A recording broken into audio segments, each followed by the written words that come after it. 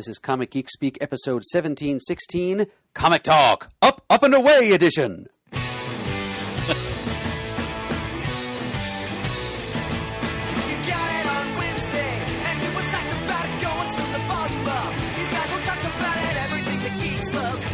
Laser beams, opinions like the seasons on everything you read in comics, movies, games, toys, artists, Comic Geek Speak, Comic Geek Speak, Comic Geek Speak, Comic Geek Speak, Comic Geek, uniting the world's mightiest heroes. This is... I'm Adam Murdo. I'm Shane Kelly. And I'm Chris Eberly.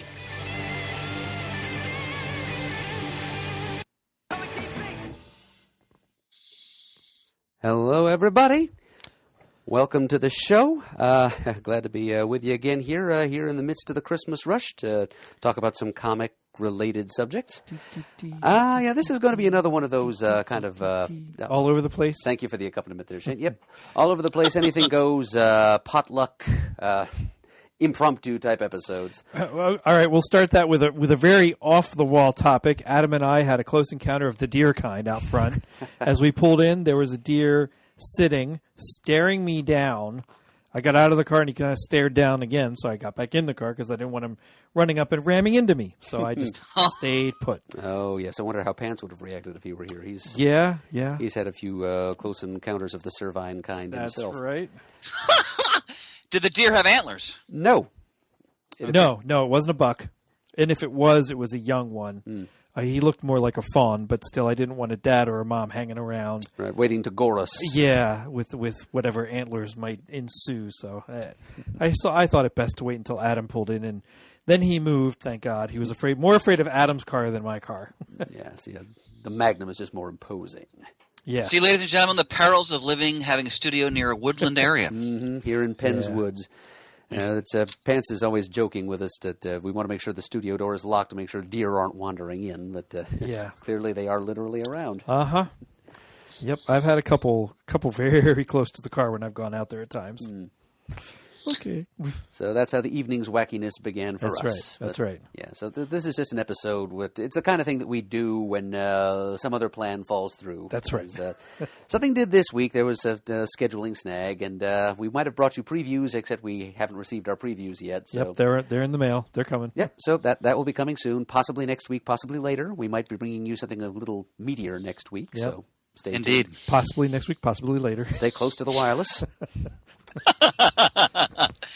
Mert, I want to take this opportunity to commend you, considering your state of exhaustion, that you're joining us to record when I know your brain synapses, for you at least, are barely firing. For us, it's probably still prodigious, but for you, honored, sir. I am fa-la-la-la fatigued. I am pretty well fried, but thank you, Chris, for giving me that hero's acknowledgement, whether I deserve it or not. You know, it just hit me. It just hit me as where'd my microphone go? As Chris started to say a congratulatory for being here. Something else hit me, a congratulations for you. It is more like a compliment. I was at a benefit function the other night. It was last Friday. And one of my friends came up to me and said, "Hey, do you still do the show?" And I said, "Well, yeah." And he said, "Well, you have to tell me, how did Adam get involved with the commentary on the Christmas episodes of, oh my God, I'm blanking on it, the Christmas specials that run on TV?" So that's the first person I've heard of that. One of my friends said he got the videos, he's watching the extra bonus material, and it said Adam from Comic Geeks. He's like, wait a minute, I know people that do that. So then we had a nice talk about Rankin and Bass. Yes. Rankin and Bass stuff. So right. That's something I've been meaning to mention, actually. Excellent. Oh, that's right, Mert. Let's hear about it. I'll throw that out there. Okay. This is thanks to our friend Constantine Nasser.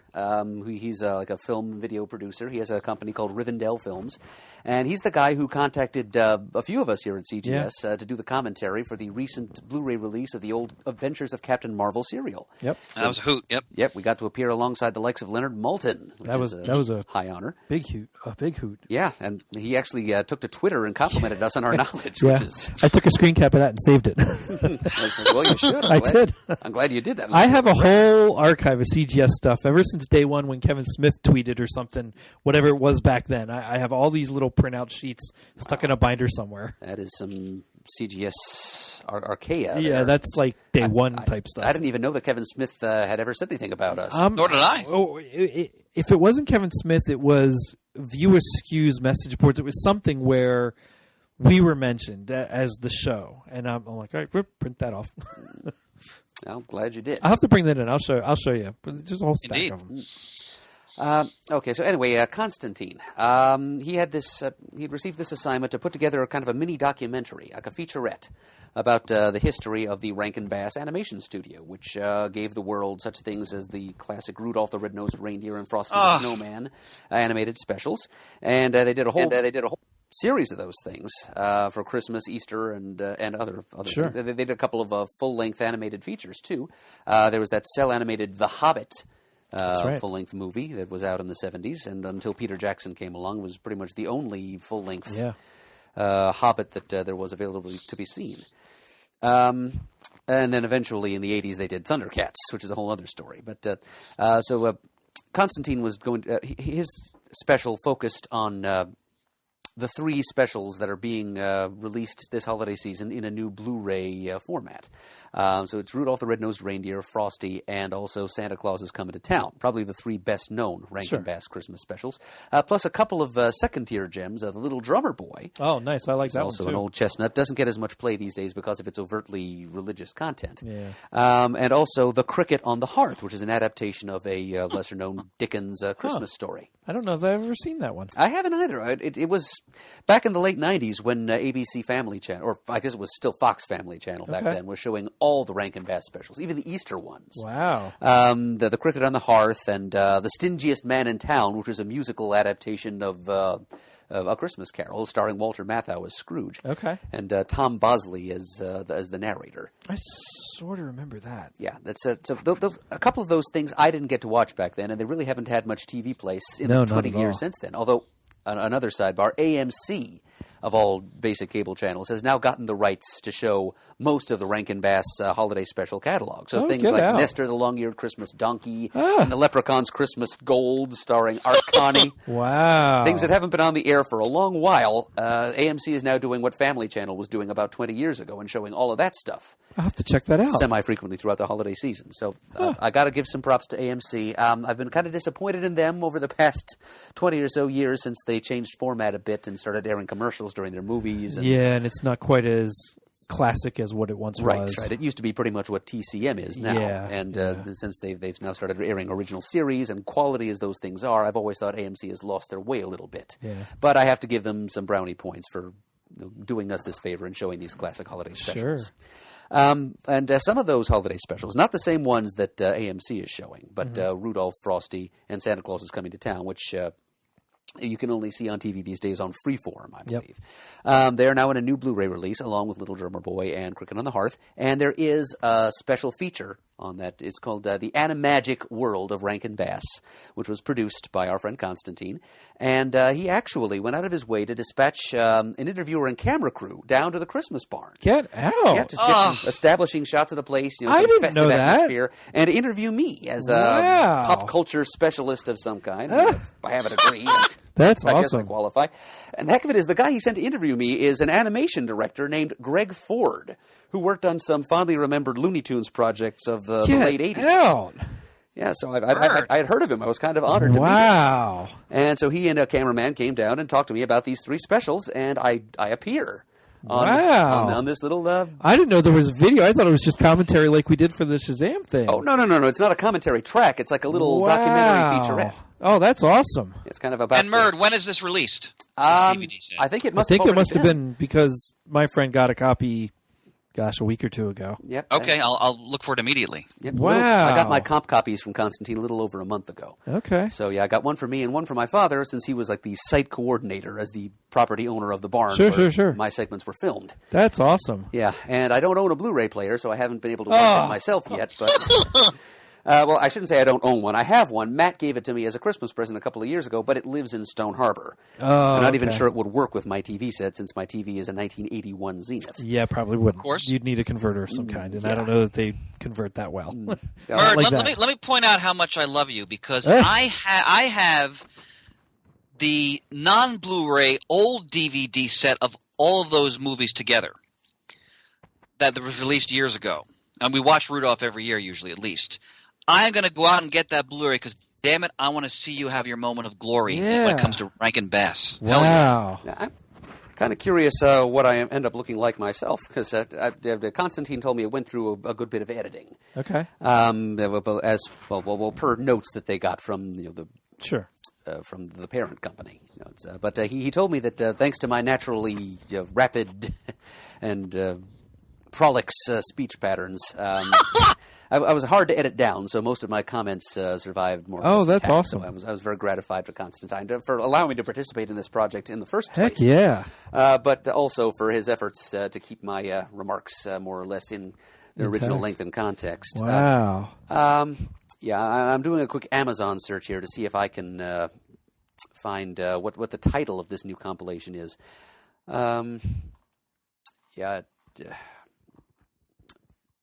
Something to do with holiday classics. I'm afraid I don't know the exact title.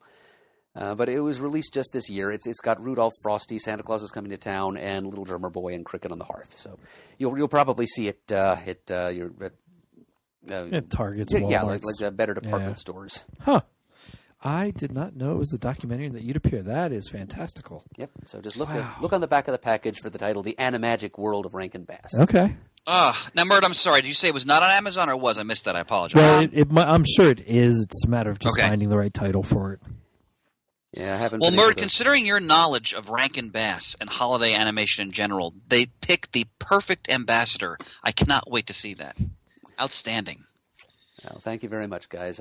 Hopefully sometime in the wake of the Christmas celebration, I can invite myself over to somebody's house who owns a player. Oh, heck, come on over. And watch it. We've got multiple. We've got a player on each floor right now with the PlayStation and the Blu-ray players we have. So. All right. And you know what else? 2019 is the 50th anniversary of Sesame Street. Oh, so we should get together finally and watch that. We've been talking for years about. Oh my God, years and years. My old school collection of DVDs. Yeah. We can see the very first episode. Oh, that'd be great. From '69. Hoopa. And Murd, let me tell you, when we have our annual winter retreat at my house, I will make sure I have that DVD of Rankin Bass, and we're going to play it for the whole assemblage. Ah, so thank you, Chris. That sounds like a worthy group activity. Great way to open the episode, man. That's fantastic. Well done. Well done. Well, thank you, Shane, for bringing that up. Yeah. That's awesome. I'm glad my buddy pulled me aside and said about it. Excellent. I remember the Little Drummer Boy fondly when I was a kid. That was one I would always watch every year. This is back in the 70s and 80s when they were still playing it during the holiday season. So I'm looking forward to buying that. Outstanding. You can still see it from time to time. It just tends not to be on during peak broadcast hours. Yeah, it's kind of like a freeform tech. It still shows heavily religiously Christian right-slanted programming, such as the 700 Club. I assume because they have a very long-standing, pre-existing contract. Here it is. Quite possibly the original Christmas classic gift set with Frosty, Rudolph, and Santa. Let me look over your shoulder. Could that be it? Actually, I'm not sure that is it. Ah, darn it. All right, I'll keep searching. Yeah.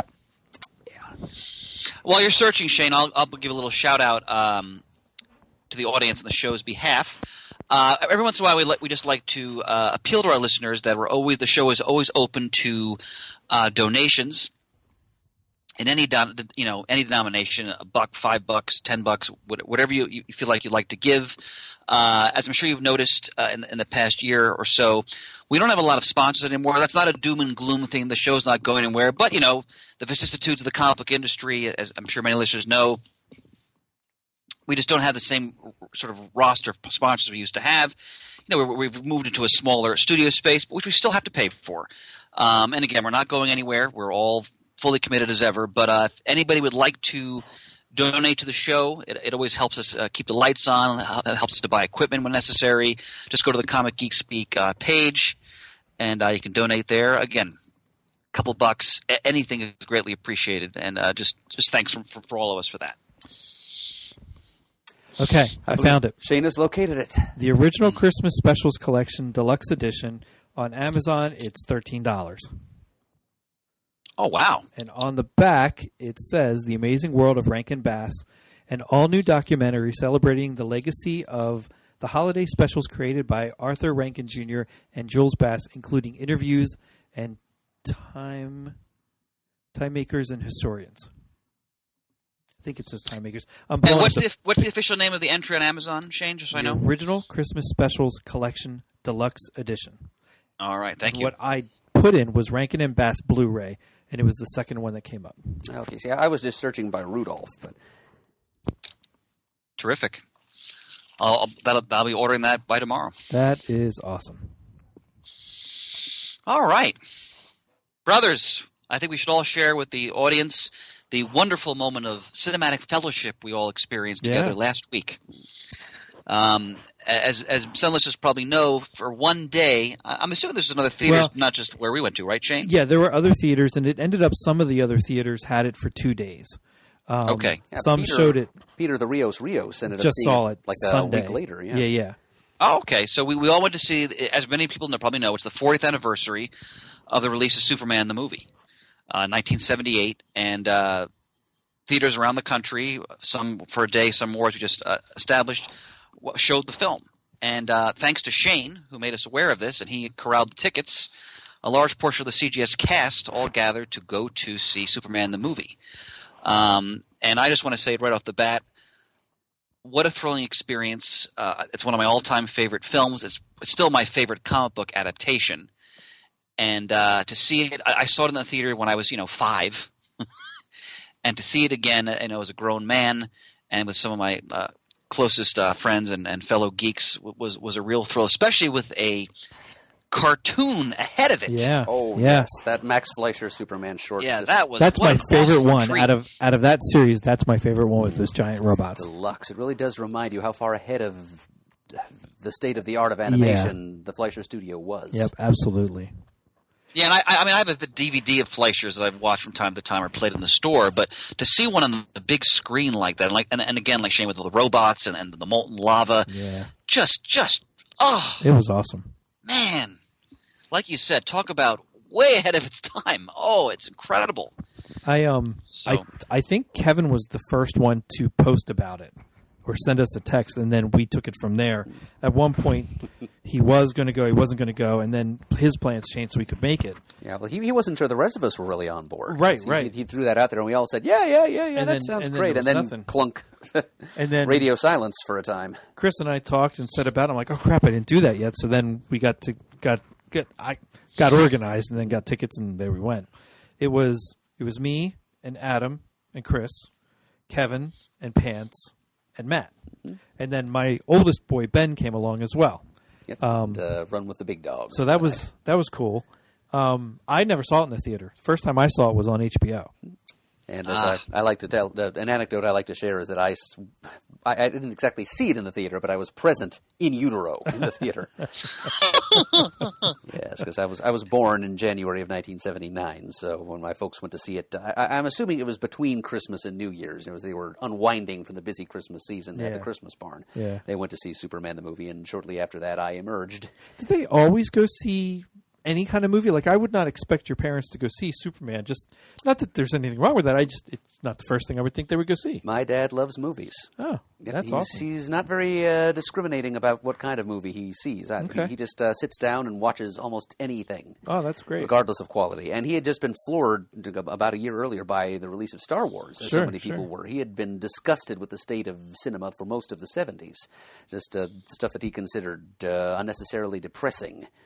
Trying to make some big human statement and at the same time bringing everybody down. So he was all for escapist fantasy, and I'm sure he was perfectly happy to go watch a man fly. Oh, that's awesome. In 1978. My mother was probably a little more reluctant, but she went along with it anyway. And as a result, I was bombarded with kryptonite radiation in the womb, and my becoming a comic book fan subsequently was practically a matter of destiny. That's right. Well, so we've all seen the movie many, many times in our life. I mean, I've probably seen it. Oh God, probably hundreds of times in complete or in terms of excerpts. Oh yeah, yeah. So, and I actually the first question I want to ask you guys. I'm accustomed to watching Superman, especially in the past, 10, 15 years, on the DVD that has the additional footage put into it. As am I. And it was interesting to see it as it was originally shown in the theater back in '78. Yep. And it was, and in no way do I mean this as a negative. It was just fascinating because there were moments like, oh wait, they're not going to have this scene in it. Yeah. Like where they show him going through all of Luthor's traps, for example, on the way to his underground lair. But I didn't think that didn't detract from me from the experience at all. It was just interesting to see a sort of a different version of the film. Yeah. That I hadn't watched in probably 15 or 20 years. Yep. So I kept expecting to hear something and see something. I'm like, oh, we're not going to get that. Oh, we're going to miss that.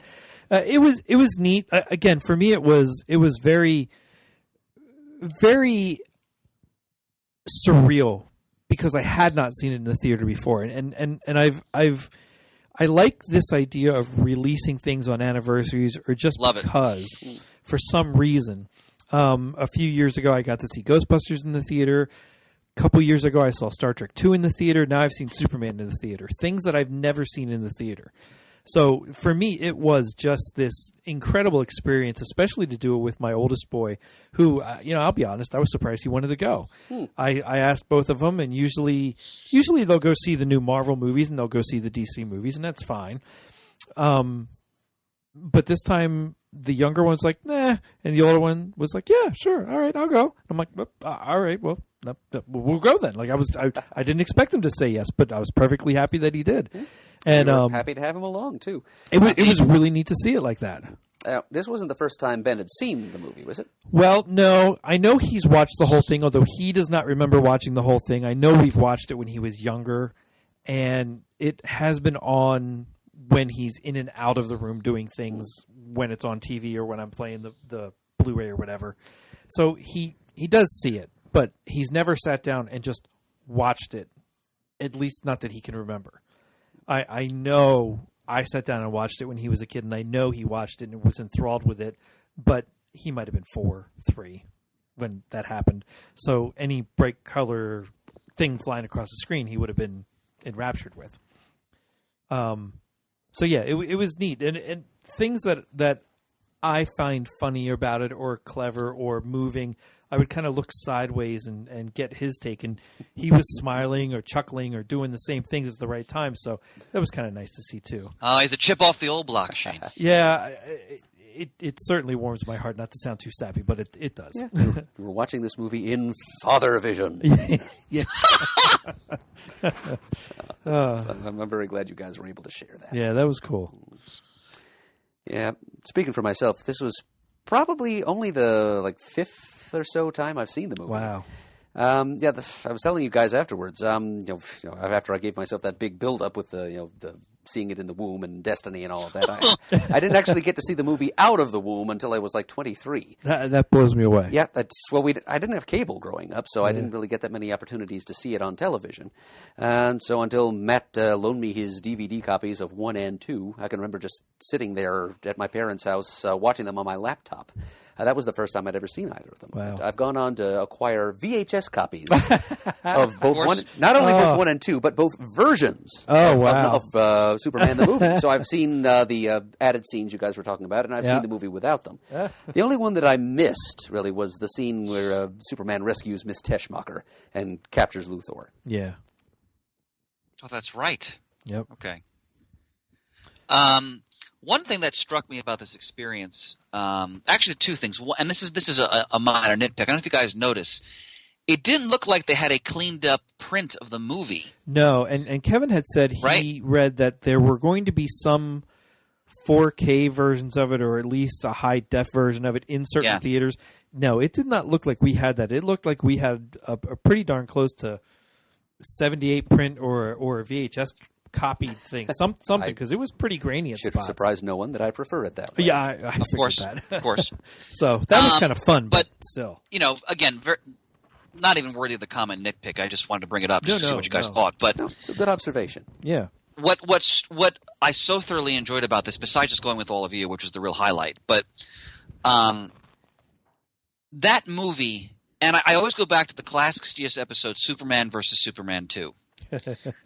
Which is a fantastic debate. You had people calling in, like it's a classic episode. I highly recommend it. If anybody hasn't listened to it, is listening to us now. But it's episode 475 in the CGS catalog. So go to formatgeeks.com and check it out.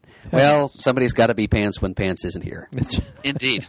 So, and I remember when I listened to that episode years and years ago. I remember I came down on the side of Peter in that. What I love about the original Superman film, and I really enjoy Superman 2 as well, but I don't think that it compares to the first one. The first Superman has such an epic, mythic scope to it, and to see that on the big screen, like when he goes out into the cornfield and, to talk to Ma, can I have to leave, and the camera sweeps, and it's awesome, and you just get a sense of just the sheer just scope of the myth of Superman. And I think they really achieved that in that film. And it was just a thrill to see that on the big screen. And also, I was just reminded of how great the casting is in that movie. Yeah. Like, everyone is so well cast. Like, Margot Kidder was a tremendous Lois Lane. Absolutely tremendous. And just to see her interact with Christopher Reeve, they had wonderful chemistry. And just every time Superman smiled, I was like, oh, it's Superman. Yep. Like, To me, and look, we've talked about this many times before. I enjoy elements of Man of Steel. I like Henry Cavill overall, but still, for me so far, nothing touches what Christopher Reeve accomplished in that film. And I mentioned this to Shane and Kevin. To me, it's the most thrilling scene in the film. It's one of the most thrilling scenes for me in all of cinema. When they come back from their "Can you read my mind?" flying date, and Shane, of course, had to reach across and kind of touch your arm when that moment happened. But when they come back from that flight date, so to speak, and she's getting changed, and he's Clark Kent, and he takes off his glasses, yeah, and he just stands up, fully erect. It's some of the most amazing acting I've ever seen in a film. There's no special effects. It's nothing. It's just him hunched over, taking glasses off, standing up straight, like, oh my God, he's Superman. It's phenomenal, and that's still such an impact on me. In that moment, you just realize they perfectly cast the role. Like, yeah. He was amazing in that role. And he was like 24 when they filmed. He was young, very young. Yep. And with the aid of no kind of digital effects, nothing but his own actor's tools, he made millions of viewers believe that Clark Kent and Superman could be perceived as two different people, even by fantastic professional journalists. Yeah, well put. And I'm a huge Marlon Brando fan. I think he's one of the all-time great actors. And just obviously he made a killing, for the few minutes he was in the film. But there's just something about Brando that, even though he was notorious for not memorizing his lines, so he'd read cue cards often. Yeah. And knowing that now, when you watch him in certain movies, you think, all right, it looks like he's actually looking at something right now. Mm-hmm. But because he's such a tremendous actor, even when he's doing that, and sometimes because of the pauses, there's such gravitas in his performances. And when you see him as Jor-El, even though he's mispronouncing Krypton, which is just classic, but Krypton, but the weight he gives that performance, it's awe-inspiring. And there's, as you know, Shane, and Murd knows as well, there are scenes when they put back into the later DVDs, mm-hmm. where there's more of him talking to the Kryptonian ruling council, and all those scenes. I mean, it's just the gravitas of Brando, and just or when he's talking about when he says this fortress of solitude, I get a chill every time. Because Superman for me is just it's there's one word that captures Superman for me. It's just myth, and that movie I think captured the essence of the myth. And to see it on the big screen, and to see like Terrence Stamp screaming was just so thrilling as Zod, and Love him as Zod. God, it was so much fun. Now I know in that episode, at least I'm pretty sure in that episode in the debate one, I was much more in the Superman 2 camp, but. I kind of think Matt still is. But over the years, I've really grown to love the first one so much more than any of the other Superman films that were ever produced. just for that reason. It's so grand. It's so epic. It tells such a fantastic story and casts it in such a way that it's spot on. I love all the extra things. I love the train scene when the little girl looks out the window and sees Clark running, and later in the added scene, it's Lois watching out. Right. And it's oh my gosh, I can't Noel remember. Neal. Noel Neal and the other guy who played Kirk Superman. Allen. Kirk from Allen. The first film Superman. Yeah, that's I don't think I any didn't of know us it was knew him. that. But That was new to me. Yeah, a writer, actor, comedian named Ralph Garman, who has done some appearances on Family Guy, I'm led to understand. He came on and did the introductory speech before the movie began, the preface to this event screening of Superman, and he pointed that out to us. Yeah, I knew it was Noel as the mother, but I didn't know it was. I didn't know that either. Kirk Allen. Kirk Allen. Yeah, he also. Next time you watch Battlestar Galactica, the original series, look for his name in the credits. He does a bit part, which was also in 1978. So he was kind of making a little minor resurgence at that time. Really, he makes an appearance as one of the migrants, like the steerage passengers in the hull. Get out of the Galactica. Huh? Oh God, I gotta look for that. Out. Yeah, Bird, fantastic. I have that all on. I have the whole original Battlestar on my iTunes account. Oh, I love that show. Yeah, I bought it for $5 on Amazon. Yeah, I think mine was 10. I couldn't pass it up. I've watched it 4 or 5 times over the last couple of years, and I've watched it once when you let me borrow it. So that's an excuse to dig it out again as a 40th anniversary observance, because that show's celebrating its 40th anniversary too, right? I just listened to. It was one of my days I was not on the phones at work, and I just listened to the first 2 or 3 part first episode. Gosh, it was like 2 weeks ago. Such a great show. Which was also made into, I think, released as a movie as well. It if I remember correctly. It was. I missed it in the theater, but I remember being allowed to watch it on, gosh, I want to say it was Sunday night ABC's late night movie or something like that, and my mom and dad let me stay up all hours of the night to get it done. Yep, Shane had a similar experience, and we should mention as a Glenn Larson production. Yeah. They also released Buck Rogers as a movie too. I didn't know that. Yeah, That's the original Buck Rogers, like the pilot, whatever you want to call it, I'm pretty sure that was also released in theaters. Huh. Buck Rogers in the 24th century or whatever it was, 25th century, I forgot. In fact, a little bit later in this program, I'll talk about. I just read classic Battlestar Galactica issue 0, which just came out in the past month. Okay.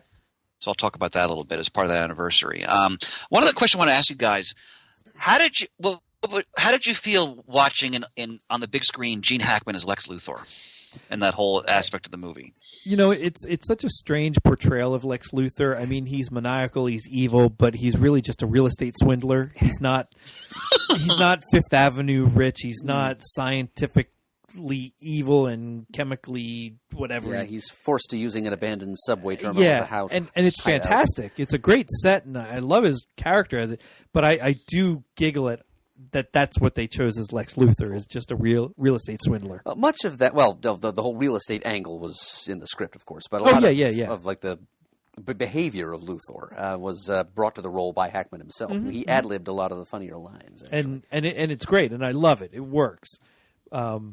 It's so much fun to see him play. I wish they would have brought him back in some capacity. Not that he would have done it, but some capacity in later years, like they did Christopher Reeve on Smallville, or different actors and actresses that have been involved in many different Superman shows or movies, coming back in to do bit parts here and there. I love that. I think oh my God, what's his name?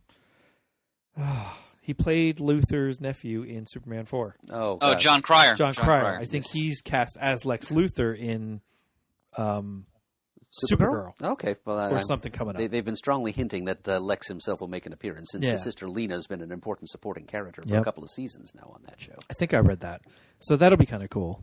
But yeah, I would like to see Gene Hackman do something, but I doubt he would. He's got other things to do. Yeah, I'm sure. Well, he's pretty elderly now as well. He's more or less retired from acting.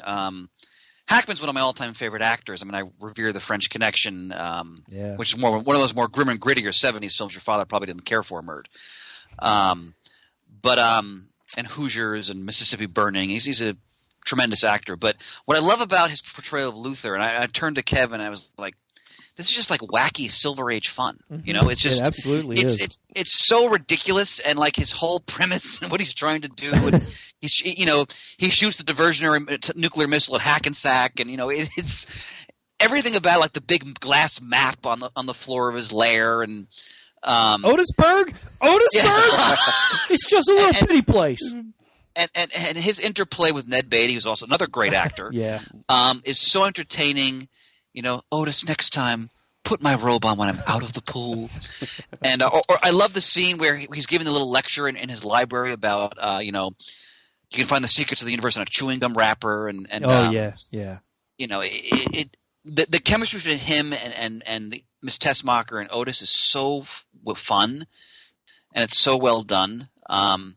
It's when I watch that movie, I feel like I'm kind of watching like the Kurt Swan Superman and like this like the goofy kind of Silver Age wacky Lex Luthor type of traps and all this, and they just got it, man. That movie to me still holds up so well. And I guess thinking about it, they did have a little bit of his ingenuity in science and technology, because he did get that message out to Superman in. Oh yeah, there's only one thing on this planet that will hear this message with other fewer than four legs. Yeah. So some of that is there. I would have liked to just seen more of it come through over the years. Right. But still, it's a fantastic thing to watch him portray Lex Luthor in that first movie. Even the second one, but first one's really just something special. Australia. Now, if they ever release Superman 2, you guys in for that too? Oh God, yeah. Oh, I think so. Yeah. Absolutely. Yeah, that was a lot of fun. God. Yeah. But to see the sequence, and Kevin and I turned to laugh at each other when he rescues the cat, and then the mother slaps his little girl for lying. I was just going to say that. Well, this is a different time. Yeah, there's that. There's Margot Kidder chain smoking through the whole thing. Yep. There's typewriters everywhere. There's not a computer among anything in the Daily Planet. Just wasn't the way things were done back then. Certainly not. I love. Of course, one of my favorite throwaway moments is the pimp. When hey, man, Jim, that's a bad outfit. So that's 70s movies, both the grim and the gritty, and the more fantastical. Shane trademark you, by the way. I love all of it. I just love that whole period in terms of film and television. And there's Margot Kidder's got like the Annie Hall tie in one scene, and it's all just so spot on. And what's great about it is that Reeve is Clark Kent. He says swell and all. His suit, the hat, because they kind of got him dressed like it should really be the 1940s, really. Yeah, they really. And I think that's just so well done, because he we know that it's supposed to be the 70s, in Metropolis, wherever Metropolis is supposed to be in the United States. But to see him, even he's still kind of like almost a man out of time in a way, just the way he's looking and the way he acts. Shane, thank you for organizing that. It was a real thrill. My pleasure. Yeah, this is a film that is definitely saturated in nostalgia. Oh yeah, even at the time it was produced. I mean, even from the parting of the curtain and the black and white images at the very beginning. That was awesome. I forgot about that, because I've listened to it more than I've watched it in the last couple months. So I completely forgot about the curtain going across. Yeah. But yeah, there definitely was a love letter to the era of Superman's beginnings, the late 30s and 40s, and also some nostalgia for the more predominant strain of 1970s nostalgia, that for the 1950s, as seen in the Teen Clark years. Yes. So yeah, and now here we are. The funny thing is, this movie was produced at the 40th anniversary of Superman's first appearance, and now we're at the 40th anniversary of the 40th anniversary. Yeah. Superman as a character has lived his entire life over again since this movie was released. So a movie that was soaked in nostalgia in the first place, now we're experiencing nostalgia for that nostalgia. Yeah. It's just peculiar, the cycles in which these things move. Yep. I love well put, my friend. The beginning part with flipping through Action Comics and reading a few pages or panels. Clearly a kid lying on a quilt, a bedspread in his childhood bedroom. I would not be surprised to learn if that quilt were not based on a quilt that some member of the production team or like one of the writers or directors actually had in his bedroom as a child. Quite possibly. And one of my favorite moments. I'm sorry, Shane. Go ahead. I mean to cut you off there. No, I just said quite possibly. It would make sense. a favorite moment of mine is the mugging with the world's best dressed mugger. Hey, in the come here. You know, with his classic '70s jacket and turtleneck, but the way he acts with Lois Lane in that scene, you know, really, Lois, you could have been shot. You know, he pretends to faint, and like again, Murda hit the nail on the head before about Reeves' performance. I mean, without any sort of special effects or technological aids, he played two different people, and it's really an extraordinary performance. Especially, and he was a young actor too. I mean, I'm in awe of it every time I see it. Yeah, there's just something special about it. Yeah, and his Clark Kent, I still think his Clark Kent hasn't been touched by any other movie or television representation of the character. I think Brandon Rao came close. He did a good job as Clark Kent. I actually liked him as Clark Kent quite a bit, but it still wasn't quite there. But it was better than most. I didn't like him in either role, but it's not any fault of his. It's just what he was given to work with. Yeah, I agree with disagree Mert. with I like Brandon Routh in general, but they didn't give him a lot. They didn't give him a lot there. Yeah. And actually, Man of Steel, at the very end of the movie, when he comes into the Daily Planet, the city room, and he has the glasses on, and she says, "Welcome to the planet." I like that little moment. I do too. We just didn't get enough of that in the Superman versus Batman film. Yeah. So, and I love what they did with him in Justice League. Towards the end, when he's laughing, the suit's brighter.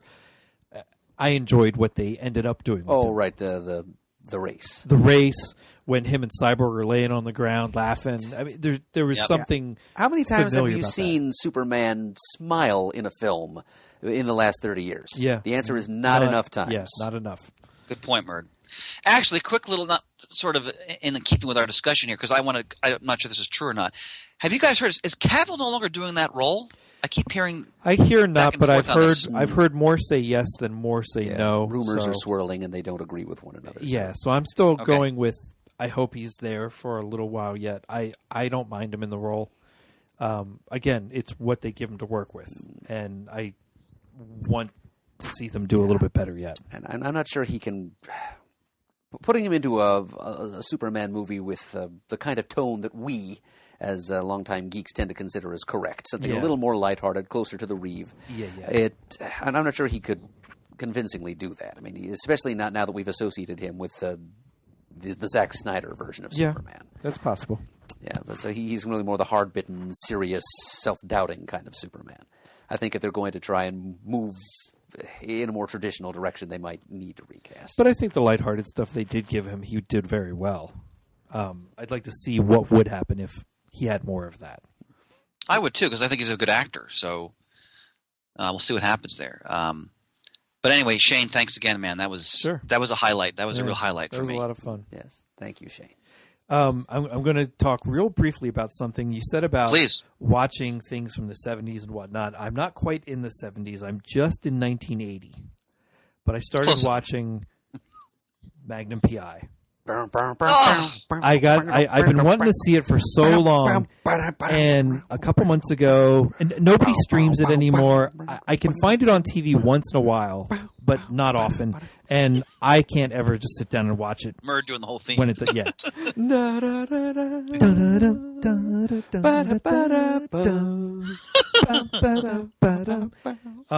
couple months ago, it came out as an entire collection on iTunes for like $35, and I'm like, oh wow, this is great, 8 seasons, and I missed it. And the next week, it was like $80. I'm like, oh, forget that, I'm not doing that. Like 2 or 3 weeks ago, it was on sale for $30, so I snatched it up, and I started with episode 1, and I'm almost through the first season now, and looking forward to continuing that and seeing how far I get before I have to start like watching an episode a week, because right now I'm watching an episode a day every other day. At some point I'll have to cut back a little bit because other things will come in. But I've been enjoying a nice 80s, good old Tom Selleck Magnum P.I. Isn't there a reboot of that on TV now? There is. I have the first episode that came through because it was free. I have not watched it yet. I don't know that I will, because I'm perfectly happy watching Tom Selleck, Higgins, and Magnum P.I. the way I like it. There is a Higgins in the new version, but it's a lady. And that's fine. I think TC's still in it, too. Yeah, probably. Could be. It's fine. But yeah, People like it. I'm not going to begrudge them, but I wanted the classic one. That is your right. Personally, I actually didn't watch much Magnum when it was first on, and I'm not watching it now either. But as far as what we're talking about, things from the 70s and viewer throwbacksmanship and all of that, one thing that I have on my Christmas list for this year that has kind of a tenuous tie back to the topic of Superman is Zardoz. The classic early 70s sci-fi film starring half-naked Sean Connery. Wow. I still haven't seen that movie. Yep, it's our friend Jason Daniels, of Jason and Sarah, who have appeared at multiple CGS events and wild pig sales. They made their annual trip to the Christmas barn Thanksgiving weekend. Awesome. Nice to catch up with them.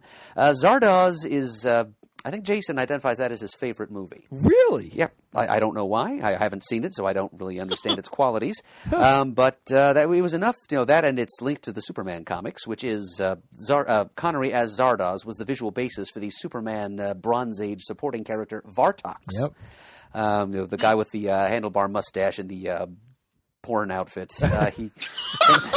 From Valoron, the planet where, just as in those Star Trek episodes, there are planets based on like Western cowboy culture and gangster fiction. Yep. There's a planet in the DC universe based on 70s pornography, and it is Valoron, a homeworld of. This was established in latter day by like Jimmy Palmiotti and Amanda Connor, I think, during the Power Girl series. Because Vartox and Power Girl kind of had Vartox developed a crush on Power Girl anyway. But Vartox originated in the 70s, designed by Kurt Swan, and based on Connery's appearance in that film. Yep. And you can tell. Based on that and on Jason's recommendation, I'm going to try and get my hands on a copy as a Christmas present. Oh, that's cool. And watch that sometime in January. Well, Mert, I'm going to have to watch that too so we can discuss it because I've always heard this movie's actually terrible, but that doesn't mean it's not worth seeing. Oh, no, yeah. So, and I've always been, I don't know if awe is the right word, but just how ludicrous Connery's outfit is, and I've seen like the stills and poster and so forth. So I'll hunt it down as well because we've got to talk about it. Well, one of those crazy 70s 80s kind of B grade movies. I can remember one time sitting watching a Mystery Science Theater and I do not remember the film's name. But part of the reason we watched it, and it was me, Alex, and John, who are kind of friends of the show, and I know, I'm pretty sure both of them have been on in the past. Yeah, definitely. We sat down and watched one. It was a sci-fi adventure, and the interior of the ship was one thing, just crappy set design stuff. But anytime they did an exterior shot, it was the Galactica. And then you'd go back into this crappy interior design, and then you go outside and you see the Galactica. And that just made me think of that. Any kind of corny... It was a terrible movie, but it was worth watching just for the corny way they produced the whole thing. Any idea what it was called? I'd have to do some searching. I forgot about it until we started talking about this stuff, and then all of a sudden I'm like, oh my God, wait. We sat down and watched that one time on a Mystery Science Theater show. Okay, well, there's some folks out there listening I know who are MST3K or Riff Tracks fans. So it's got to... Maybe they'll have some input. Yeah. Can you remember anybody was in it, or was it all just nameless? No, I don't think they were all nameless, but I could not remember anybody in particular that was on it. Was it like classic space fantasy, or was it like a horror thing? No, it was a space fantasy. It was goofy space fighting stuff. Yeah, it was corny. Well, speaking of DC movies, I don't know about you guys, but I got to admit, I'm getting pretty excited about Aquaman coming out in a couple of weeks. I'm very excited for Aquaman. I think I like the trailers. Go ahead, Mert. I'm sorry. That's going to be my 40th birthday present to myself. Nice. I think part of my celebrations, in addition to watching Penn State in the Citrus Bowl, will probably be to sneak away and watch Aquaman. Awesome. I'm looking forward to it. Once we do that, of course, we'll review it on the air. But I don't know, guys. I mean, I've always had a very great fondness for the character. They've got some damn good actors in the movie. Mm-hmm. I mean, I really like Jason Momoa's Aquaman. I thought he was one of the standouts in the Justice League film, actually. Absolutely. So, I think if they can bring some of the weight of the Aquaman myth, not just the goofy part, which I can understand they have that too, but also like the fact that he's a king, the intrigue of Atlantis, the dynasty, and all that. I think it could be, Willem Dafoe's in it. He's playing Volko. So, Nicole Kidman is his mother. I'm looking forward to this. If they really tap the source material right, this could be a damn good movie. Oh yeah. So and every trailer I see makes me more excited. And I was already excited. I mean, when the first one broke, I thought this looks pretty good. And just every one that comes out, it looks better and better. It could be seriously decent. Yeah. I'm always And willing to speaking, go ahead, Bert. I'm sorry. I'm just saying I'm always willing to give DC another chance to absolutely. either disappoint or Of course. surprise me. Yeah. Absolutely. Speaking of trailers, we were talking before, and I just watched before we started recording the second Captain Marvel trailer. Wow! Oh, Well, epic. here in Eagles country, a lot of us were watching that during halftime of this Monday's Eagles-Redskins game. Now, because of what I'm doing in life with my mom's house and the kids and been working and whatever's going on, I have not gotten to sit down and watch hardly any more than like 10 minutes of football at all this season. Not that I'm a huge football fan. I certainly know very little of all the players. When I can sit down and watch a game, I like to watch a game. When it's the Eagles, it's even better. Yep, this was a rare opportunity for me in this busy season to actually experience an Eagles game. And I got this. We were doing stuff, but we were home all night Monday and forgot that the Eagles were playing Monday. And my wife said, "Hey, let's put the Eagles game on." So great. Sat down in the living room, watched it, and then they said, "And a new Captain Marvel trailer's coming." Oh my God, this is a bonus! It was fantastic. Oh, whole Eagles game. What do we think of the trailer? Oh, it was brilliant. My favorite part is Nick Fury petting the kitty. Is the cat something that I don't know about that's in Marvel or Captain Marvel lore? Because there was pretty poignant part of a cat. Yeah, it had a little metal ID and I couldn't tag on read its it. I collar. tried. I can't read it. Yeah, I don't know if Carol Danvers has a pet cat in the comics or not, or it could be a Skrull. That's what I imposter. thought. It was probably a Skrull. Yeah. I hope it is. Well, speaking of the scrolls, they look fantastic. Yes, they do. The visual. I'm glad I Marvel love, finally has Skrulls again. Yeah, me too. Yeah, exactly. And to see the Kree warriors with the helmets and the uniforms, I mean, they really clearly did their homework visually for this. Now, are we to assume that Jude Law is Marvel? That's what I'm thinking, and I haven't. I'm not one that cares whether I see things, trailers, articles, movies, interviews, whatever. But I have not gone out to look at who all these people are portraying. Like, I haven't gone to IMDb or anything and said, "Well, who's Jude Law playing?" Because I want to know. If I come across it, great. If not, I'll find out when I see it. Because they show him in a Kree military uniform, and he's white and not blue. Yep. So I'm just wondering. I mean, he'd be a great choice if he is Marvel, but that's what I'm thinking. Have we seen very many blue Kree in any of the trailers that have been released yes, so far? there's one scene where they show her marching in front of a phalanx of blue Kree warriors. Okay. But that's the only part that I've seen. Right, 'cause Yeah. They are the societal elite, after all. And we've seen blue Kree in Agents of S.H.I.E.L.D. too. True. Correct. But I'm way behind on that show. But from earlier seasons, they had them. But I got to tell you, gentlemen, I'm really excited for this film. I like the way that it looks like they're going to go with it. Where, she has this whole life on Earth which she doesn't remember. So she must probably assume she's actually Kree. So. The fact that they're going to expand the cosmic side of the Marvel Universe even further, they're bringing the Skrulls into it, more with the Kree. I'm psyched for this movie. Yep, absolutely. I'm looking forward to it. Yep. I'm glad Samuel L. Jackson as young Nick Fury is Yeah. going to play a larger part. In this. I like that Coulson's going to be in it. Yep. And did you catch, by the way, when they show her in her fighter plane, the name of her wing pilot? No. Was it Rambeau? Yep, it was Photon Rambeau. Yeah, I couldn't. It almost looked like it said Maria, so I hope it's supposed to be Monica. So I wasn't sure it was Monica Maria Toomer. I know that as well, but her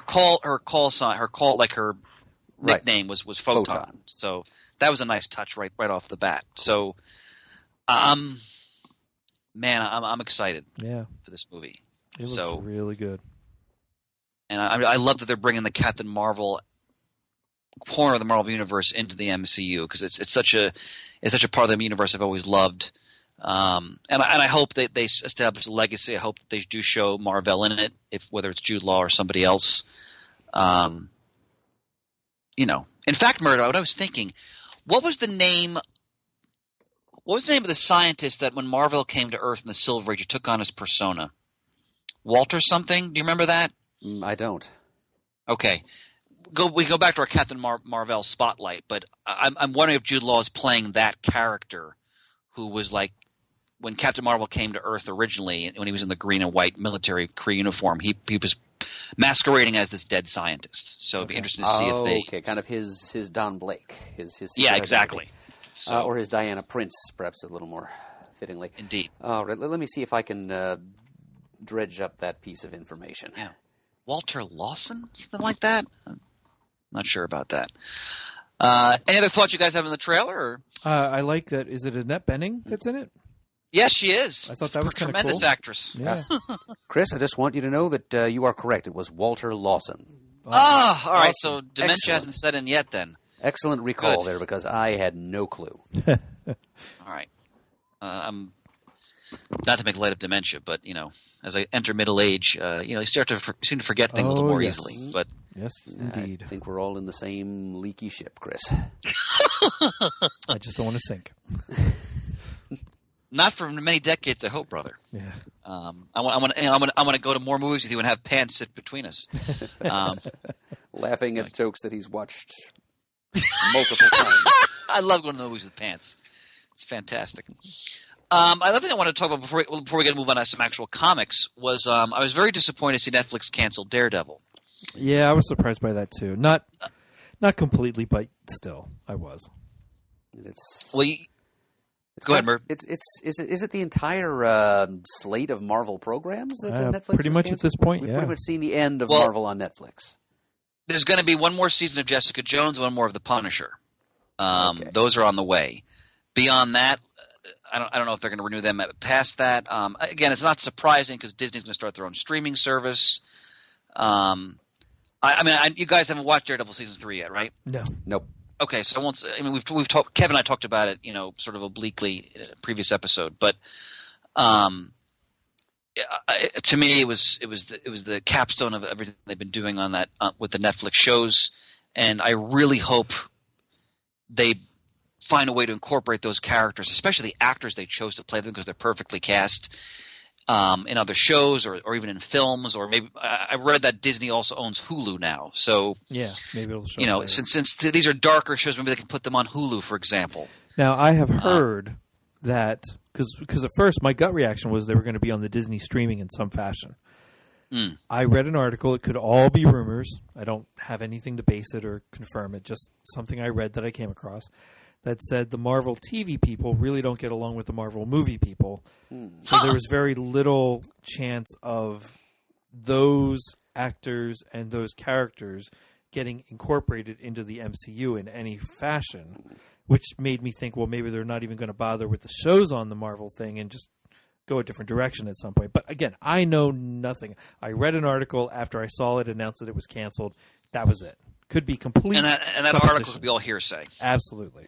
Yeah. I can Well, believe that, though. go ahead, Mert. It explains how strained the interplay between, say, Agents of S.H.I.E.L.D. and the cinematic universe has been. Yeah. How reluctant the filmmakers seem to be to incorporate anything established on that show, even spinning out of elements from the movies. That they didn't want to take that back into the film universe from the show. And also why we haven't seen any sign of like Daredevil or the other Netflix characters popping up in even like the Avengers Infinity War, which would have been the ideal time. And that's what I was hoping. I didn't need them to be in it more than just a few seconds. 2 minutes, fighting. yeah. Quick To cameo vanish, and just right? as Chris said, just to let them disintegrate. Yeah. Just a little thing, like the little bone to throw to fans to publicly acknowledge that these shows and these movies exist in the same universe, which on paper they do. And they've done it on the shows. They've mentioned about things that happened with the Avengers from the first Avengers movie. So they are theoretically in the same universe, same timeline, but I was hoping by this time we'd have more interaction. Well, I would hope that Disney, the powers be ever, recognize what they have in some of those properties. Yeah. And I mean, Charlie Cox, what a performance. I mean, he is tremendous as Matt Murdock / Daredevil. And of course, I've been, verbally ejaculating over Vincent D'Onofrio as the Kingpin the past couple episodes. I want to see these actors again in these roles because they're so good in them. Foggy Page, Foggy Nelson, Karen Page. It's wonderful. So, I hope they do something with him in the future. At least we're going to get another Jessica Jones and Punisher. Yeah. So I'm looking forward to those. And I can't say that I have nothing but despair about it, because MCU has done me right the entire time they've been in existence. Everything that they've ever made has gotten better and better and better. So I can't see that they would these characters, we're not even going to bother. They were on Netflix. Bleh. I just can't see that. The whole Marvel television and cinematic universe has been such a juggernaut right now. No pun intended for a Marvel character, but it has been, and it's been fantastic. The way that they're spreading their wings with acquiring Fox and possibly what's going to happen with X-Men and Fantastic Four and all these different things, it's just getting better and better. I can't see them just forgetting about all these characters we've seen on all these Netflix shows. Well, I hope you're right, because I really want. Did you watch season 2 of Luke Cage? Nope, I'm still in season 1 of Luke Cage. I'm way behind. All right, I haven't even seen season 1. Way. Again, without spoiling, season 2 of Luke Cage ended in a way that you really want a season 3. So, I hope that they can find their way back to it at some point. I know people will be screaming, but you're watching Magnum P.I. I know, but Shane's priorities are his own. Yeah. You must respect that, people.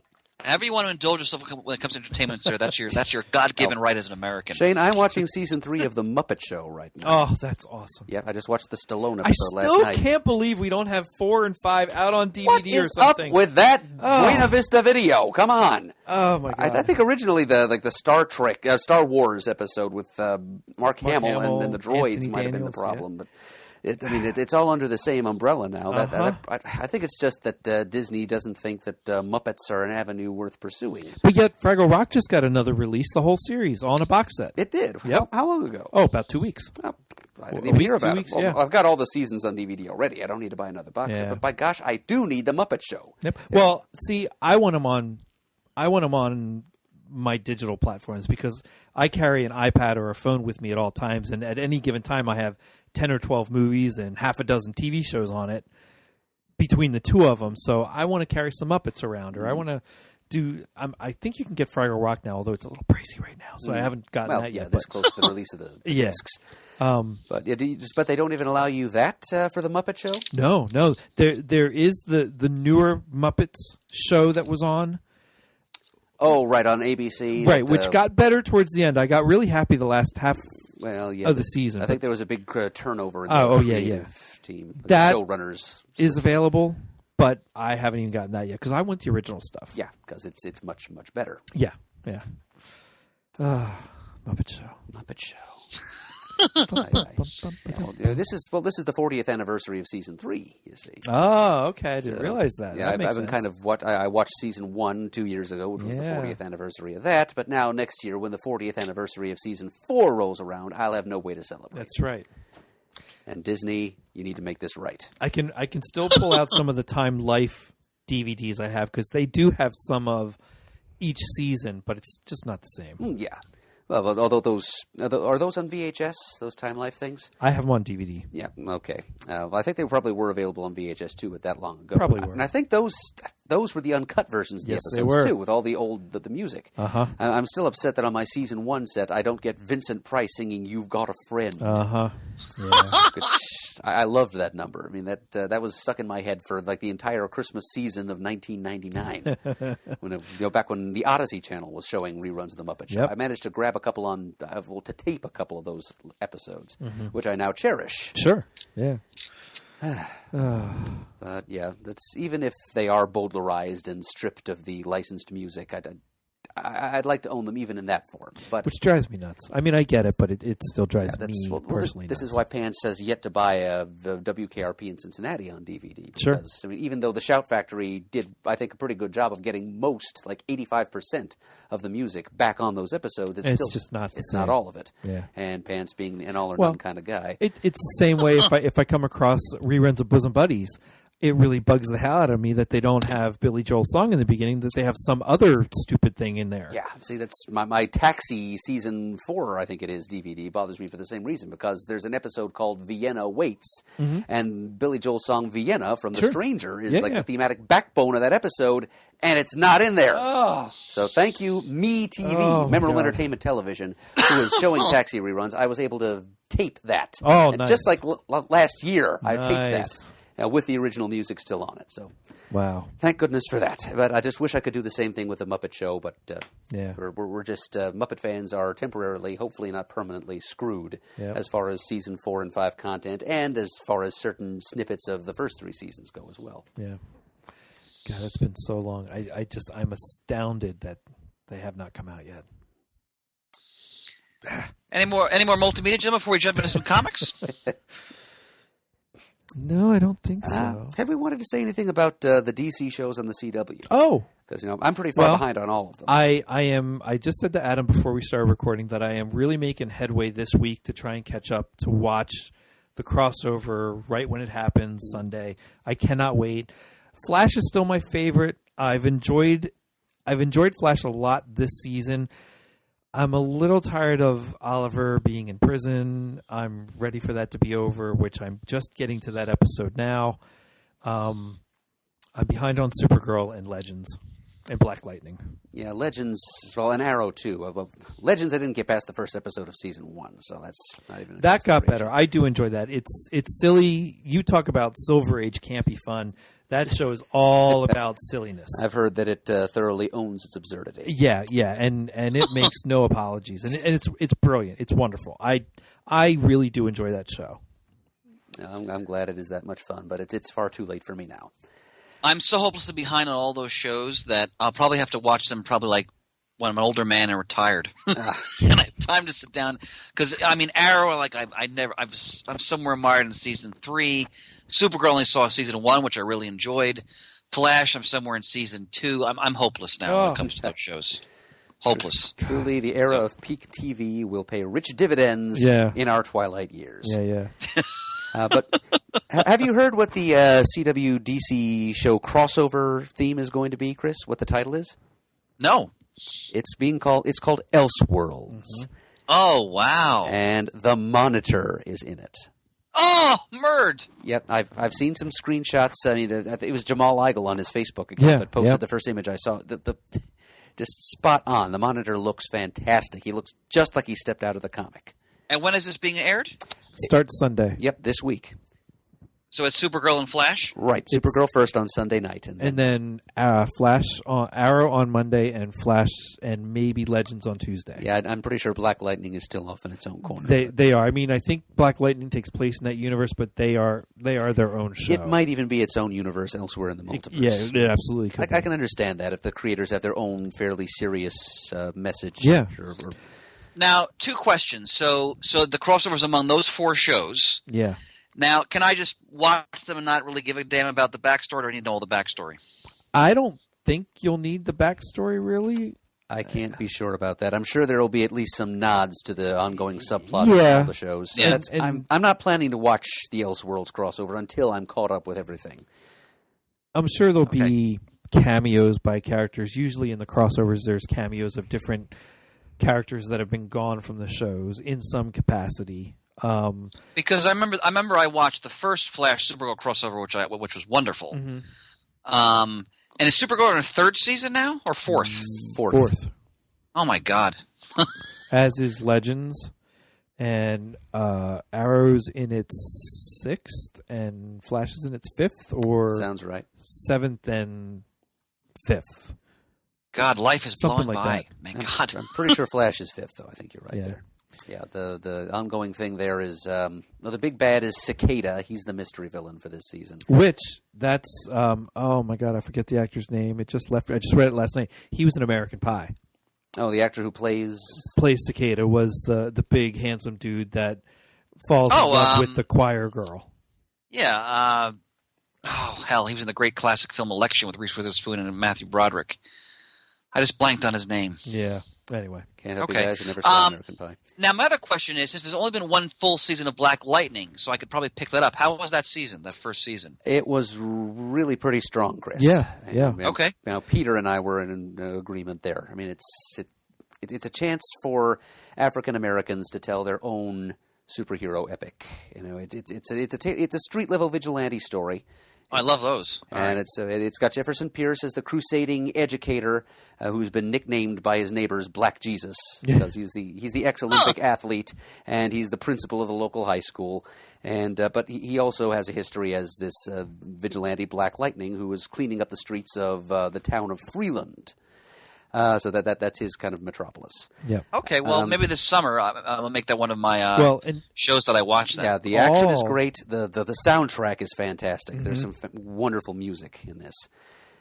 Terrific. The second season, they actually included a Bowie track in there. Oh, which was kind of wow. a surprise. I didn't get that. Yeah. I'm Afraid of Americans. It's Good song. track of his from the early 90s, I think. The second season, I was wondering how long it would take before the taint of the CW network started to compromise things, and I think I've already seen evidence of that starting to happen. The second season is still quite good, and there are some recognizable cameos from throughout the DC universe. Those of you who remember The Outsiders, Dr. Helga Jace Oh, wow. has showed up in season 2. Oh. But yeah, there is a little bit of CW sensational, tawdry attempts at glamour. There's a storyline where the older daughter is getting her love life back on track, and the first thing she does is she takes up with this millionaire recording artist. You know, and instead of whose name is Zoe. Say no B. more, Murd. Say no more. So she gets suddenly we have her going to these swanky parties and hanging out in her luxurious penthouse with its built-in swimming pool, and it's just sort of this. That reminds me of the absurdity of when I was watching Smallville, years ago, and they'd put them in these ridiculous situations when they're living in the middle of frickin' Kansas, and so they're like in these lavish parties, and like Metropolis is like next door, and it's so CW.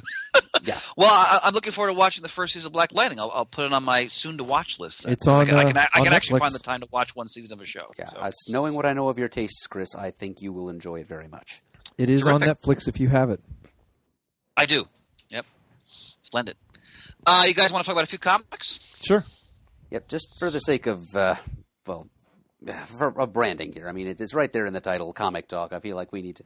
It's kind of. I feel like this is our version of including those text pieces that comic publishers grudgingly included in comics in the Golden and Silver Ages to qualify for the cheaper mailing rates.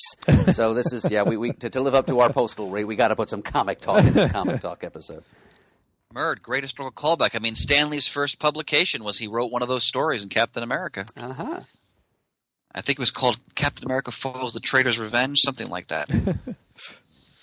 Or something along those lines. I wanted to point out, because we were talking before about Battlestar Galactica, I just read – I got it a month ago, but I just read it recently. The new classic Battlestar Galactica issue 0, which was excellent. I don't have it in front of me, so unfortunately I can't shout out the creative team. It's upstairs. But it takes place, Shane, after the Pegasus episode. Oh, I love that episode. Which is one of the best episodes of the original series, and Yeah. they reference it. And it's all the original characters, and the thrust of the first issue is that Adama is starting to question the fact they had to make more morally dubious decisions in order to survive. Okay. And it's very well written. The art almost has a bit of a anime/manga feel to it, which I like. You'll understand when you see the book, but I really enjoyed it. And if you like the original show, that first only season, I think you should check this comic out because it's very reverential towards the feel of the original show. So I really wanted to just give a quick shout out for that. Myrtle appreciate. I just finished the last episode of the latest volume of the Britannia series from Valiant, which again there's been 3 arcs now. It's about a Roman legionary becomes like sort of civilization's first detective, so to speak, because he's given the gift of insight by the Vestal Virgins in Imperial Rome. And each arc, and the historical details, magnificent. I'm a passionate student of ancient Roman history, and just his adventures trying to, as he's called, a detectioner. Now he's trying to, navigate the. He's living in Nero's time, and as some people might know, Nero wasn't always the most stable of emperors, to say the least. So he's trying to navigate the intrigue of that world, and also trying to do right by his son. And it's Peter Milligan writing. Art on this one was Robert Gill, and with Juan Castro, color artist Jose Villarrubia, letterer Dave Sharp. It's beautifully done. If you're interested in ancient Rome and also just like a good detective story, the first 2 arcs are in trade. I'm sure this third one will be traded shortly. Excellent books. Wonderful offerings by Valiant. And I just read, again, I'm a little behind. I just read Heroes in Crisis #2. I know you guys were a little put off by the first issue of the miniseries. Have you either one have read issue 2? I did read issue 2. I've flipped through it, so I know you were talking to Pants earlier about a character who was basically killed off panel. Yeah. And that surprised the hell out of me. Fairly impactful death, especially considering how popular that character is becoming in certain circles. Yep. Over the past couple of years. Yep. I'll get issue 3 in my shipment this week. As will I. So what'd you think of issue 2? Well, the art's still outstanding. God, it's gorgeous. Still not sure where he's going with it. I can't see DC allowing all these characters to stay dead. I mean, some of these are pretty heavy hitters that they're just like waving their arm and they're gone. So, I mean, I love Tom's writing. I'm really giving it a chance to see what happens for the whole story and trying not to just base what I see as my opinion. I'm still a little nervous because Booster's involved, and I don't want to see that go wrong, and I don't think it will, but who knows? I won't know till the end of the story. Yeah. Something tells me that if he doesn't survive, his death will be one of the more impactful. Yeah. And therefore probably one of the ones more likely to stick. Yeah, so, me too. I mean, you have to think that there's some kind of escape valve built in. I mean, this might be just our fanish cynicism kicking in, but it could be. And just cannot think that all these deaths, all of them, are going to stand. Yeah. So we just have to brace ourselves for whatever story gimmick is going to resurrect them a couple of months down the line. Yeah. Well, I'm really enjoying the whole concept of this sanctuary for heroes to deal with the PTSD-like symptoms that some of them are dealing with due to their exploits. And my favorite, and this is what Tom does so well, it's again why I think he's one of the top writers in the medium today, the 9-panel pages, which are called the confessional pages, where you have Clark Kent, Wonder Woman, the big 3, and the Bruce Wayne one is tremendous. And the 3 of them, speaking to whoever it is they're speaking to, who's off panel, and sort of, they're digging deep into their sort of their inner selves and what they're feeling, and I'm on board with this. Like, I really like. I understand what you guys say. I think I'm probably going to read this again when it's done. I'll probably get the trade and read it in one shot as well, because knowing Tom as we do as a writer and just having such faith in him, I'm really fascinated to see where this is going. Shane, I share your trepidation about Booster. I'd hate to see him killed off, so to speak. He's such a fun character. Yeah. But I love seeing Skeet, and I liked seeing what they're doing with him. So it's Tom King, man. I'm digging this. I'm like, this is a book, when I get it in my shipment, I'm not going to let it put in the bottom of the pile. I'll read it pretty quickly. Right. And speaking of Tom, I'm one issue behind on Batman, but as you know, I don't want to spoil in case you haven't read it yet, but a very important supporting character was shot. Yeah, that blew me away. Did you guys both know what I'm talking about? Yes, well, I do. I don't. Absolutely. Okay, blew me away. I won't spoil, but and I like how, Shane, I'll talk to you here. I like how Tom is showing Bruce's reaction to that and what it's doing to him. Yeah. Both as Bruce Wayne and as Batman. And also, of course, and I'm glad he's doing this, and of course he's a great writer, the reverberations of what happened with Catwoman are still very much there. That frustrates me. So say Well, we all. as we said in our discussion of that issue, hopefully we have to have faith, and hopefully there's a grander plan there, so to speak. I hope so. But Yes, sorry, Mert, I cut you off. What were you going to say? No, just I agree that I'm also frustrated, and we just have to hope that Selena has got a longer con in the works here. Yeah. Yeah. But that's just a couple of comics I wanted to shout out. I got a pile I'm trying to get through, and I have another shipment arriving tomorrow, so I'll get it backed up even a little bit more. But I got to tell you guys, I had I think it was on Sunday. I had some time, like some free time to myself. I just laid in my bed, and for about an hour, I just read comics, and I haven't done that in so goddamn long, and it was a real pleasure. And hopefully over my holiday break, I can find another bit of time to do that. Yeah. So I've been traveling in my own little time bubble, to borrow Adam's a little bit, and I've been downloading some of my Star Wars comics that I'm behind on because I have the digital copies that came with them. And on my breaks at work, I read half a book or a book, depending on how wordy it is. I'm now through Darth Vader down and through 2 or 3 issues after that in both Vader and the Star Wars main titles. okay, so you're quite behind then. Shane. Oh yes, that. I'm in the 20s of each series. Oh God! All right, Vader Down was tremendous. Yeah, Oh, I think I've got 21 through 25 of that first Vader series to go, and then I'll read the rest of Star Wars to catch up, and then pick now, up Vader. When you say the first Vader series, do you mean the one that Kieran Gillen wrote? Yes, that went Okay. for like I think it's only 25 issues and then stopped. Yeah, I have it collected in a hardcover now. That for me is one of the greatest Star Wars comics of all time. Gillen's run, first of all, LaRocca's Darth Vader is just that art is awe-inspiring. Yeah, gorgeous. But that's a book I want to reread because that's why I got the hardcover. It's one of my all-time favorite Star Wars comics, that Darth Vader run. Now, when you get further along in the Star Wars book, I look forward to talking to you about it because let me tell you something. That series, because now Gillen is writing, and that's no longer Jason Aaron. Okay. But that series has not missed a beat, even when transitioning from one writer to the other. It's something like when I get my shipment, one of the first books I read will be the Star Wars flagship title, without question, because it is consistently great.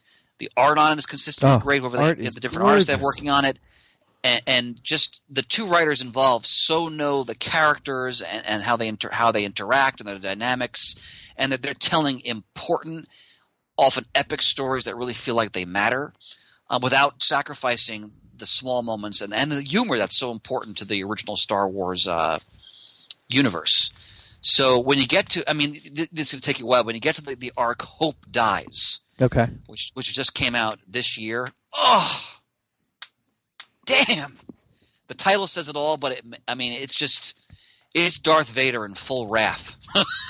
So, the Star Wars comics are very exciting. Yeah, I'm just amazed that they are all so good. I love Dr. Aphra in the Darth Vader comic, and I can't wait to She's great. Get to a point where I pick that series up and read it. I didn't read her series because I just had to drop stuff because of money. But I'm sure it's fun because they use her characters so effectively in the Vader, the Kieran Gillen Vader series. Well, and that's where I am in the Star Wars main title is where they're in the prison with her. Ah, yes. And how great is the scene in Vader Down where the battalion of rebel soldiers tries to take him? Oh, yeah, they are so stupid. There's just no way.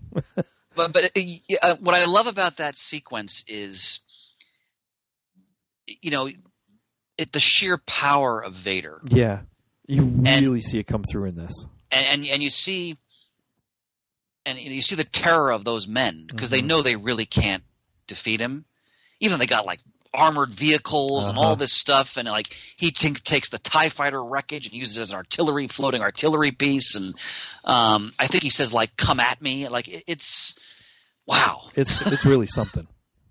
And the new Darth Vader series by I think it's Frank Thierry, who's right, not Frank Thierry. Oh crap! Oh, forgive me. Charles. Who's writing Soule? that? Charles Soule. Yes, is also excellent. And that series is more – and Murd gave this designation. He's right on the money. It's more like a Vader Year One type series. Okay. So that takes place like shortly after the events of Revenge of the Sith. Oh, I did not know that. Like he's hunting down Jedi, for example. Oh, wow. Also very well done. So, when for now, Shane, that might be a couple years away for you now with where you are, but definitely check that out as well. Well, and I have, up until maybe 4 months ago, I have every Star Wars comic that's been published. And then I stopped ordering them for now because I am so far behind, and I'll pick them up again later. I may end up getting the Marvel Comics app thing because there's so much that I want to read, but I don't want to buy all those books. So I'd be happy to subscribe to that to be able to download them and read them. Yeah, I have the omnibuses, but our dear friend in Pittsburgh, Dan, uses the Marvel app all the time. Yeah, I have a friend he that swears works by with it. too. So, well, Shane, you have some homework to do, and we might be talking about Star Wars in the not too distant future. Yeah. So any of the comics you want to shout out, gentlemen? No, that's all I got. Well, I'd like to play too, although as I was telling you guys earlier, with my work schedule, I don't have the time or the energy to read very much. I try and I fall asleep, so I've read about 5 comics in the last month. But I could mention a couple of them. I've read the issue of Robin from the Bill. We're going back to 2004 here. So after you borrowed my time bubble for a couple of seconds, Shane, I'm going to take it back again. Absolutely. So from the Bill Willingham run on Robin, I've read the issue in which Tim's dad, Jack Drake, discovers his secret. Oh, and he shows. I remember that one. Yeah, I love that series. Yes, the cliffhanger is when he shows up at Wayne Manor and he points a gun at Bruce Wayne, telling him to leave his son alone. Then there's from Bongo Comics, the recently deceased, Radioactive Man number 8, which is the official Bongo Radioactive Man movie adaptation issue, featuring the movie that was hinted at in the episode of The Simpsons, when Hollywood movie makers decide to flim Springfield and they show up with Rainier Wolfcastle as Radioactive Man. So we get to actually see Krusty the Clown as Silly Sailor. We get to see Milhouse as Fallout Boy saying Jiminy Jillikers until it loses all meaning. And we get to see other Springfieldians in random cameos in the background. Yeah, so we get to see what that movie would have eventually looked like in the Simpsons world. Yes, and it's all kind of done in visually, graphically at least. It's the trade dress is kind of based on the classic DC Batman movie adaptation from 1989. Sure. So that was fun. And I've also just last night I read Planetary number 19. Oh wow. Yes. Oh, what a great series! Warren Ellis and John Cassaday. That series was chronically late, but it was usually worth it. Oh yes, yes it was. Always worth it. I will say, issue number 19 was actually a much quicker read than was the Radioactive Man comic, because it wasn't as verbally dense. It didn't rely on verbal humor and gags. Cassaday's art was telling most of the story. I mean, Ellis did still. That particular issue involved the investigation of a strange, gigantic tubular object in Earth's solar system, which had what looked a little bit like a dead god in a Garden of Eden overrun with little monkey people. Classic Ellis. And Ellis did spend a couple of panels advancing a theory that the physical universe was composed not of matter and energy, but of information. That what we perceive as a three-dimensional universe is actually just a single flat surface with kind of a cosmic computer language encoded on it. And everything we experience as three-dimensional reality is just actually like a holographic expression of information that's encoded in this cosmic UPC code. And it's a little far-fetched, but it's got just the right wow factor to make a single issue of a 21st century comic book worth the price of admission. And Murd, I have the 2-volume hardcover collection of that series, which is very heavy. Once I had the misfortune of dropping it on my foot. Oh wow! But I've always wanted to read it because I've read Planetaries that came out, and you're right. The joke, because I was retailing, the joke at the time was that this book, will take God knows how long to come out sometimes. But I always enjoyed it thoroughly, and you remind me that I definitely want to sit down and read the whole series in one shot, basically. Yeah. Which would be a lot of fun. I think I'm going to have to do that too one day, Chris, because I mean it's even longer for me between issues because I've there's such long stretches of the year I don't read very many comics at all. It seems like there's even a longer span between issues for me than it was to those of you who were reading it as it came out and waiting several months between installments. So yeah, I think we all kind of owe it to ourselves. Even those of us who've read it only when it was new, to get it and read it all at once, just to kind of see the bigger picture. Yeah. Hear, hear. The panes of the tapestry are stitched more closely together in sequence.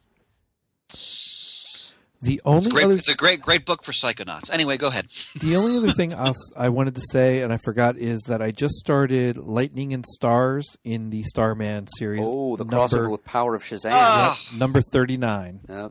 Sooner or later we will get to the spotlight on Shazam in the 90s, and we will absolutely talk about that story. Yep.